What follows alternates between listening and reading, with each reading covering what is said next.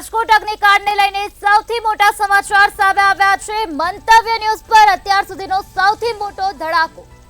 ચાર એસઆઈટીને તપાસ સોંપવામાં આવી, તેમ છતાં તપાસ ઠેરની ઠેર જોવા મળી રહી છે। 52 દિવસમાં સમગ્ર તપાસને ડાયવર્ટ કરી દેવાઈ છે, તો આઈપીએસને બચાવવા ફાઇલ ગાયબનું નાટક કરવામાં આવ્યું છે। ટીપીઓના નામે મૂળ તપાસ ઝીરોની ઝીરો જોવા મળી રહી છે। આઈપીએસને બચાવવા તપાસના નામે નાટક કરવામાં આવી રહ્યા છે। તપાસ આડે પાટે ચડાવવા સાગઠિયાને મોહરો બનાવવામાં આવ્યો છે। તોડકાંડવાળા મનોજ અગ્રવાલના સમયે ગેમ ઝોનને મંજૂરી આપવામાં આવી, તો અગ્રવાલના સમયની મૂળ ફાઇલ જ ગાયબ કરી દેવામાં આવી છે।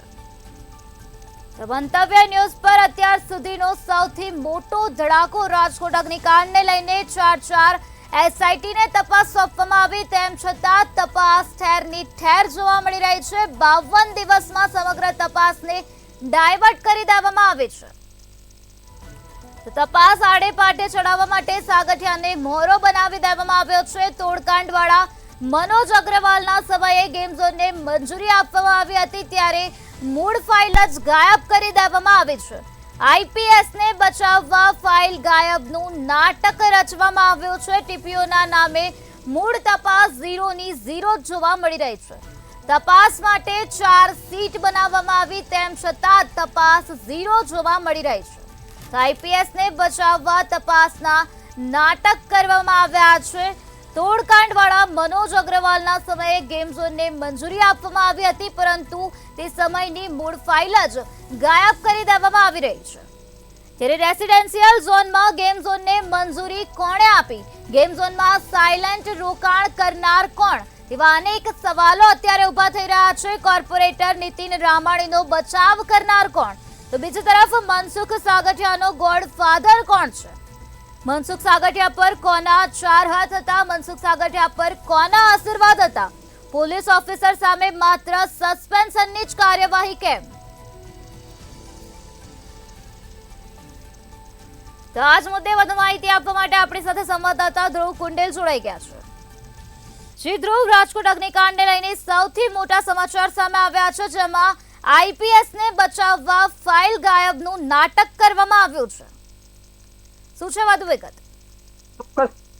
ચોક્કસથી અગ્નિકાંડને 52 દિવસ થઈ ગયા છે, તેમ છતાંય જે પુરાવા જે પ્રકારના આવે છે, અને ખાસ તો જે એસઆઈટીની જે રચના થઈ એ ક્યાંક ને ક્યાંક હાલ એ થઈ રહ્યું છે કે જાણે નાટક રમાતું હોય એ પ્રકારની સ્થિતિ ક્યાંક દેખાઈ રહી છે। મહત્વની બાબત એ છે કે તોડકાંડના જે કહી શકાય કે જે અધિકારી હતા, એટલે કે મનોજ અગ્રવાલ, જે રાજકોટના કમિશનર હતા, તેમના સમયે આ જે સમગ્ર છે આ જે ઘટનાક્રમે ક્યાંક ને ક્યાંક તેની રચના થઈ। ચોક્કસથી આ જે ટીઆરપી ગેમ ઝોન બની એની જે ફાઇલ છે તે ક્યાંક ગુમ છે। આને જ લઈને અનેક સવાલો ક્યાંક ઉભા થઈ રહ્યા છે। 52 દિવસ થઈ ગયા છે, હજુ સુધી જે નક્કર પગલા ક્યાંક ને ક્યાંક ભરવા જોઈએ તે કોઈ પણ પ્રકારના પગલા છે તે ભરવામાં નથી આવ્યા। માત્ર ને માત્ર તમામે તમામ જે ઠીકરું છે તે મનસુખ સાગઠિયા ઉપર જ અત્યારે છોડવામાં આવી રહ્યું છે। ત્યારે ચોક્કસથી સવાલો અનેક ઉભા થાય છે કે મનસુખ સાગઠિયાની સાથે જે આઈપીએસ અધિકારી હતા તો તેની સામે કેમ કોઈ કાર્યવાહી કરવામાં ન આવી, કારણ કે તે પણ કેટલા જવાબદાર છે અને આ જવાબદારીથી તેઓ વંચિત ન રહી શકે। એટલે કે સવાલ તો એ ઉભા થાય છે। અને આ જે બર્થડે પાર્ટી ખાસ તો કોના કહેવાથી ઉજવવામાં આવી હતી, આ પ્રકારના પણ ક્યાંક સવાલ ઉભા થાય છે, કારણ કે જે ફોટા છે તે વાયરલ થયા છે। સમગ્ર ઘટના ક્યાંક ને ક્યાંક લોકોને ખ્યાલ છે, છતાંય જે તપાસના નામે ક્યાંક ને ક્યાંક આ જે કાર્યવાહી છે તે રમત રમાતી હોય એ પ્રકારની સ્થિતિનું નિર્માણ ક્યાંક થઈ રહ્યું છે। એ પ્રકારની વાત પણ ક્યાંક લોકમુખે ચર્ચા છે। ત્યારે સાગઠિયા ની ધરપકડ તો થઈ જ છે, સાગઠિયા વિરુદ્ધ કાર્યવાહી પણ અત્યારે ક્યાંક થઈ રહી છે, પણ મોટો સવાલ એ છે કે સાગઠિયાના ગોડફાધર કોણ છે? આ સાથે બીજા જે અધિકારીઓ છે, એટલે કે ઉચ્ચ અધિકારીઓ છે કે જે આઈપીએસ ની જે સંડોવણી છે તેનું નામ કેમ સામે નથી આવ્યું? જી ધ્રુવ, સમગ્ર માહિતી આપવા બદલ આભાર।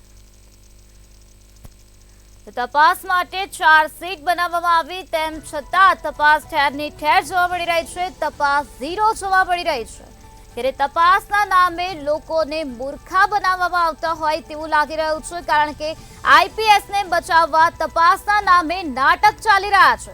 તપાસ આડે પાટે ચડાવવા સાગઠિયાને મોહરો બનાવવામાં આવ્યો છે। તોડકાંડવાળા મનોજ અગ્રવાલના સમયે ગેમ ઝોનને મંજૂરી આપવામાં આવી, પરંતુ અગ્રવાલના સમયની મૂળ ફાઇલ જ ગાયબ કરી દેવામાં આવી છે.